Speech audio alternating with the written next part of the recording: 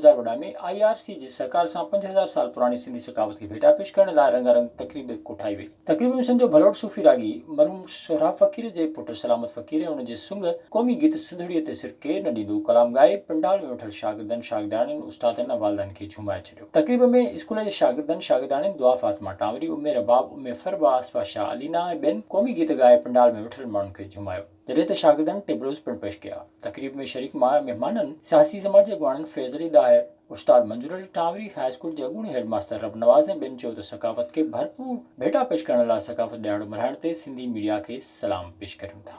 Visit कयो अवामी आवाज़ मीडिया ग्रुप जी वेबसाइट awamiawaz.pk।